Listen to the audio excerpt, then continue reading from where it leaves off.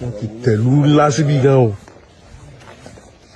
oníṣòro ẹjọ́ kò yẹ máa ṣiṣẹ́ yìí aláàbò wa ní ilé alẹ́ ìyá àwọn ní aláàbò náà.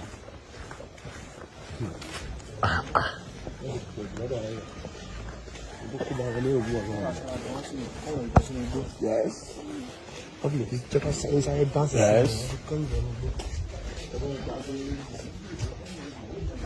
ilé gan di báàgì lọ́wọ́ ni.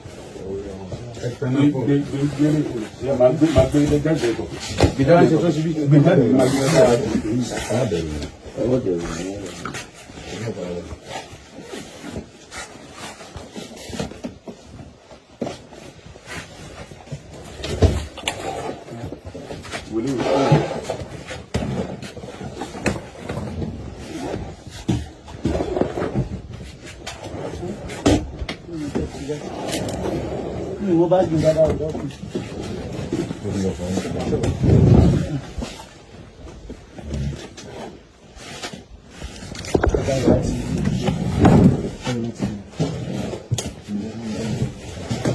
Ẹ bá ń tètè gbé sílẹ̀ sí tán.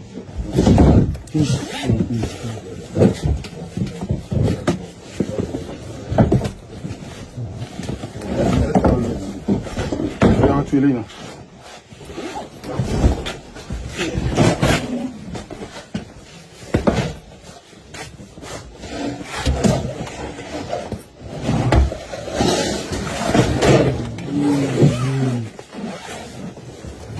Là, vous faites ça. Fais-nous tout ça.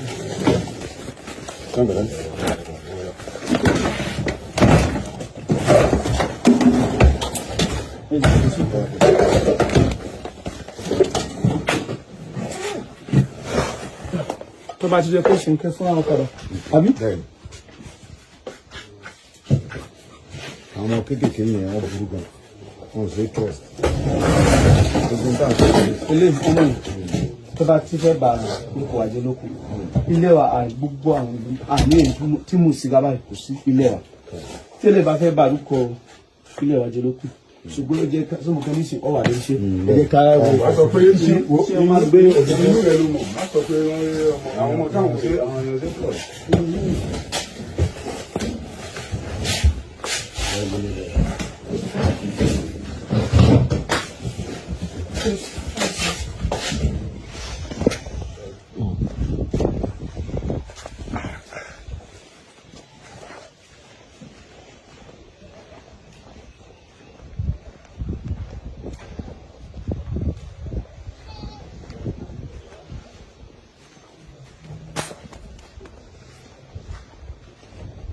This is one of the hideout of the Fulanis.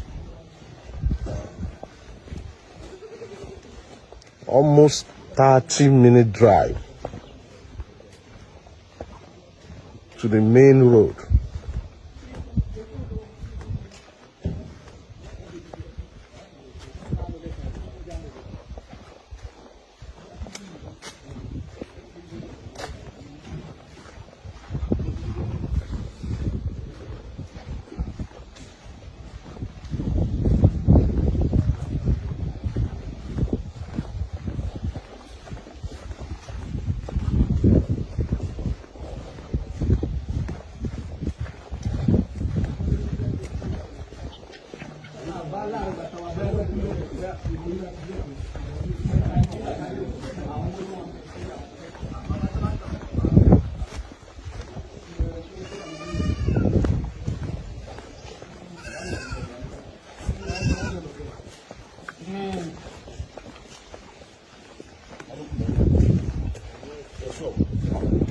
àwọn kan gan ló ń dáná tí wọ́n sá lọ ni.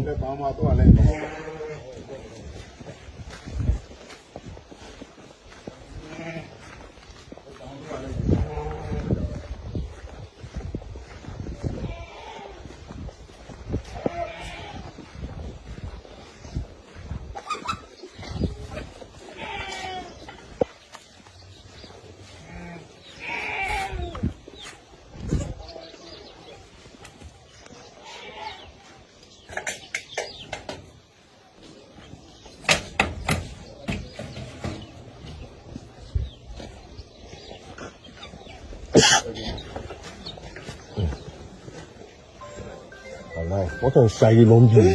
ìjọba ìlú ìlẹ̀ kan.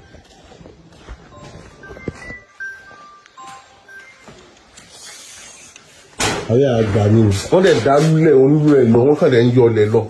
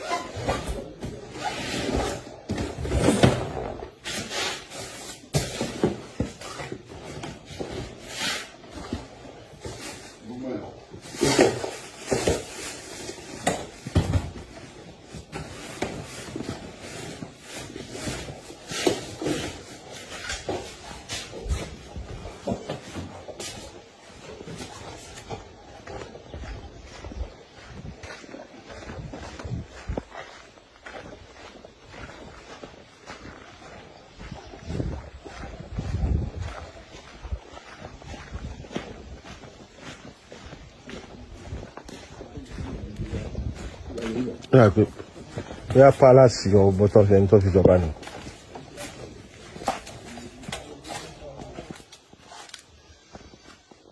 wọ́n ń jẹun lọ́wọ́ gan ni. èrò tó wà ní ìbàlẹ̀ ẹ̀kọ́.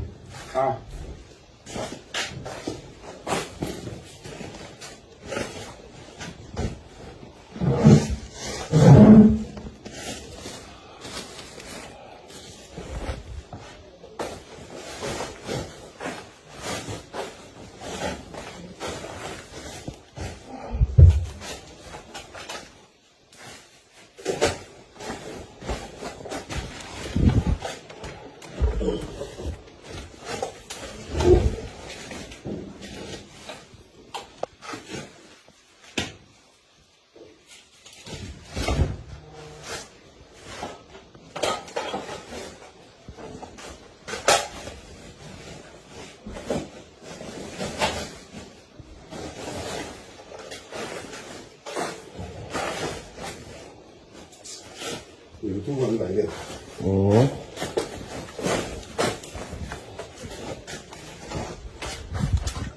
ẹ̀yin tèmi ẹ ti wo gbogbo ọ̀rọ̀ náà bí ó ṣe ṣẹlẹ̀ o ẹ̀yin tèmi ẹ ti rí bí arákùnrin tí a mọ̀ sí Sunday Igboho bí ó ṣe lé gbogbo àwọn Fúlàní bó ṣe lé wọn kúrò ní ìlú Ìgbòho ẹ ti rí bí gbogbo rẹ̀ ṣe rí ẹ̀yin tèmi kí lẹ lérò ìjẹ́ lérò wípé nǹkan tí Sunday Igboho ṣe ìjẹ́ ó dáa tàbí kò dáa ẹ jẹ́ ká mọ̀ nínú comment section.